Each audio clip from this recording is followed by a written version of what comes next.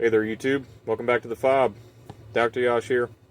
So, I just wanted to give you all a rundown of what's been going on with this diesel heater that we've got in the bus here.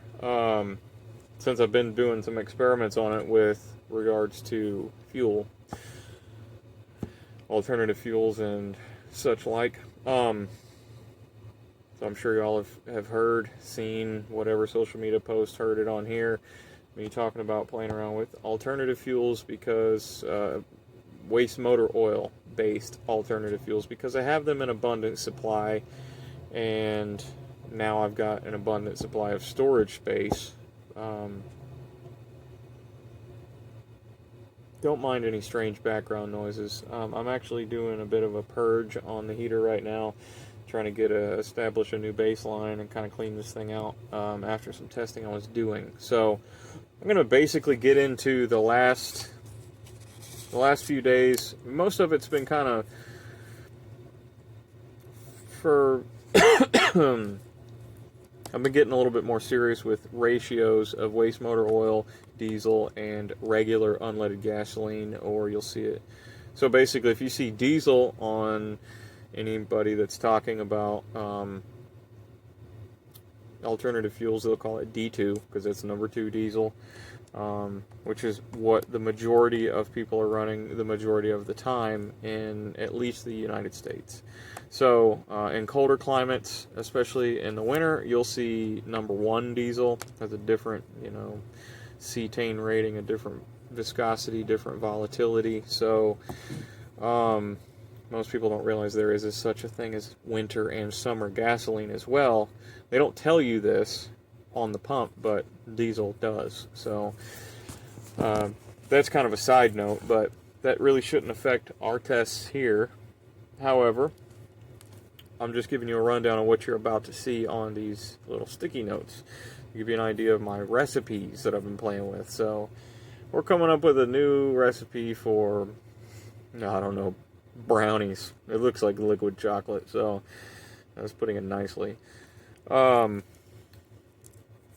we got some hot chocolate we're making. So so basically, with I'm kind of, for myself, I'm blazing a trail. A little bit easier to find information on how to make fuel for an engine, but also I'm wanting to test these same ratios in this heater just to see what it can take. So, because what's the risk? I have to take it apart and clean it out. Big deal. Worst case scenario, I gotta put a new combustion chamber gasket in it. That's not that serious. Honestly, I could probably put high temp RTV in there. I wouldn't be against it, actually. So again, all I got to do is decarbonize a chamber if it gets too coked up to run, which we are not at. We have not gotten to that point yet. So I'm explaining to you. Go back to explaining what I was talking about. We got diesel number 2 diesel, pump diesel. Then we got regular unleaded gasoline, which looks like RUG in all caps, and then you have WMO, which is waste motor oil. So I'm going to show you my ratios, what I paid for the fuel at current prices, and then what my price per gallon is, and then a good idea of what my burner temperatures look like, which to me tells me a lot about the combustion efficiency. Between the temperature and, we'll call it opacity of the exhaust, which is basically me holding an LED flashlight, point it up the end of the tailpipe of the exhaust coming out, and see if, basically how much smoke do I see, at least with the naked eye. So that's kind of been my testing so far. I do not have a carbon monoxide meter to directly test the exhaust stream. Don't worry, all the exhaust is going outside, so I'm not getting hit with CO in the middle of the night. I do have a carbon monoxide alarm, just in case there was a leak out of the combustion chamber and got in here. I will be warned and protected, but I've been taking precautions to not die. Carbon monoxide is the silent killer. So I've got multiple carbon monoxide alarms, actually. So no worries there. So what I'm going to do, go ahead and flip this camera around. I'm going to show you basically some mad scientist nerd shit. So here we go. All right. So as you can see here, I did some testing prior, chronologically over here. I did do some tests on straight gasoline, which was actually a 40-to-1 mix, two-stroke mix. That did not work well. I don't recommend it. I've seen other tests that concur with my experience. Some of these are listed as gasoline heaters. That's a lie. They only really run on diesel or diesel alternatives. So I did my research before trying it. I tried it. It didn't work. I did mitigate for the lack of lubricity in the gasoline to keep the pump from, overheating or becoming too dry. But, there's nothing written over here because it didn't work at all. So it's not even worth documenting. So what we got here is the batch of fuel. I mixed up a 2-gallon batch over here that was, let's see, yeah, this was a 2-gallon batch that I used on February 12th and 13th. Do bear in mind, it wasn't very cold any of these nights I was testing. It's just a test. So it was kind of hot in here after using the heater. So this one was a 25% diesel, 37.5% gas, 37.5% waste motor oil. So it was 50-50 waste motor oil, a gallon and a half, and then I just added a half a gallon of diesel to counteract the inconsistent, unstable burning of gasoline in this thing. The burn rate of gasoline, it really makes the flame front inside the burner very erratic. The oil slows down. It has a very slow burn rate. So, and then the diesel is like your medium, your consistent. So we're just trying to find a happy medium between all these three is the big thing. So you can see that was $2.10 worth of diesel, $2.39 worth of oil, gas, and of course the oil's free. So so that's $4.49 worth of fuel I put in it for a 2-gallon batch. So that's $2.24.5 per gallon. Let's split some hairs, why don't we? I ran that one for the nights of the 12th and 13th, and my burner temperatures were consistently between 180 to 192, which is a little bit low, but high enough to produce decent heat. I did see it spike up a little bit around 200, but generally these were your numbers. So then we go to the 14th. I mixed up a 5-gallon batch, so it was 2 gallons of diesel,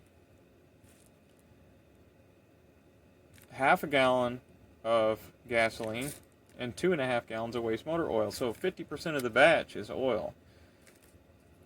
So we got a 80-20 blend of gasoline and oil, and then 40% of the whole blend is diesel. So that's what I started with, is a 80-20, which is what I intend to be running in the bus, and then I just cut that to kind of mediate what's going on over here. So yeah, $8.72 for the diesel at what, you can do the math. I think it was $4.36, and then $1.59 for half a gallon of gas. So that came out to $10.31 for a 5-gallon batch, which is $2.06.2. Split them hairs. So the first night I actually got 194 to 206 degrees temperature, which is really good. 206.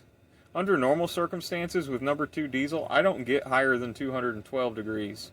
So 206 with this blend, being 50% oil, that tells me a lot.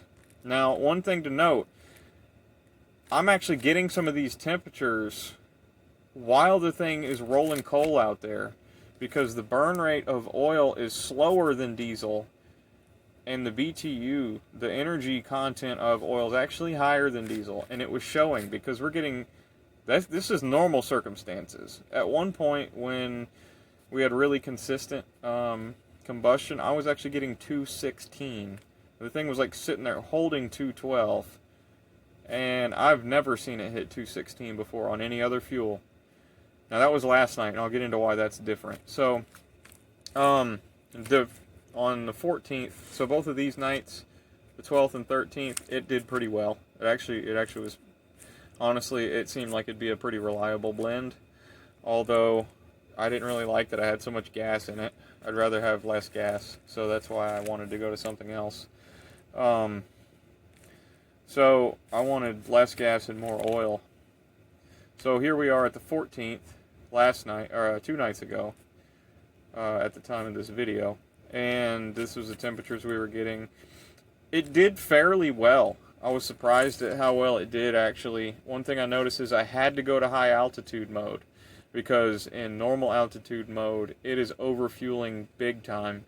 You're getting these temperatures and you're still getting black smoke, which is sooting up the exhaust pipe, which has to be sooting up the combustion chamber. So, and the flame was somewhat unstable because I don't have the ability with this controller that I've got to actually tailor the air and fuel ratio. I can't slow down the airflow. I can't slow down the fuel flow, the frequency of the fuel pump pulse. I can't do that other than switching from high to low altitude mode. So switching it to high altitude mode dials back the fuel a lot to compensate for the thinner air at high altitudes, and that actually greatly improved the combustion efficiency. While the temperatures were lower, it was also a whole lot cleaner and a whole lot more consistent. It actually was almost violent the way the combustion was happening in low altitude mode, overfueling. So that's pretty much what happened the first night. The second night, I decided to try something. I was reading about some research papers about how acetone is good for oxygenating diesel fuel and for deposit control. Oxygenating fuel is beneficial for multiple reasons. Many different municipalities and scientific research and development groups have done tests on oxygenated fuels, and generally they lead to good things. So I figured, why don't I do some tests on my own? So acetone and ethanol and methanol are all three of the probably some of the most common oxygenating agents for fuels. Let me go ahead and flip this. So, them being the most common agents for oxygenating fuels, and I have access to them, and they're relatively inexpensive, especially, the places that I have access to them, I can get them at a better price. So, especially the denatured alcohol. So it is denatured alcohol, methylated spirits, however you call it, wherever you're at. But it is approximately a 50-50 blend of methanol and ethanol. And then acetone it has another name, which I was surprised. I didn't realize that it was that type of compound. I can't remember what it is right now. But they were talking about acetone in diesel engines, and I had already done some research about ethanol and methanol. So all three of those have the tendency to oxygenate the fuel, which will help it to actually look like it's running leaner. When I was saying it was overfueling, a little bit leaner, making the fuel itself burn in a more lean fashion than what it was doing would be a benefit. Not to mention all three of those, with their solvency and the way that they burn and how clean they burn, they all would be helping to combat deposit formation and help with actually making a more clean and efficient burn. And that's exactly what they did. So last night, February 15th, I actually noticed that this thing was spiking. This is where the real high temperatures came in on the burner. Like I said, on diesel number 2, we get peak temperatures, peak efficiency usually happens around 212 on my unit, whereas that was like for several minutes, like for a long stretch, it was sitting there 212, 212, 212, and I'd see it dip to 210 and then jump up to 216 and stay there for a little bit. I never saw it go above that, but I also noticed that the exhaust coming out was a lot cleaner, a whole lot cleaner smelling, and I only added this stuff at a rate of 1 ounce per gallon each. So there was, actually it was a little bit higher than that. Since it was originally a 5-gallon batch, it was about 4.5 gallons. When I siphoned it back out to remix the additives, I added 5 ounces of acetone and 5 ounces of denatured alcohol and shook it and put it back in. So that actually made a surprising amount of difference. For if you factor in the cost of those additives, that would be, pennies. It's really cheap to add that amount of additive. It's like a few cents per gallon to add that, and it made a surprising difference in the performance of it. So, however, I could tell that I was extremely limited by not having the adjustable controller, which is on its way. So hopefully this time next week I'll have another controller in my hands that is fully adjustable, and I can play around with the fuel rate, and I can start playing with that particular blend again. In the meantime, I am going to reestablish a new baseline with this heater. I oxygenated, I'm just going to call it that. I oxygenated some regular number 2 diesel. I did the 1 ounce per gallon. So I got 3 gallons because it's not supposed to be, it's supposed to be kind of cold this weekend, so I think I'm probably going to end up running through a little bit of fuel. So I went ahead, got 3 gallons ready, ounce per gallon of acetone and denatured alcohol.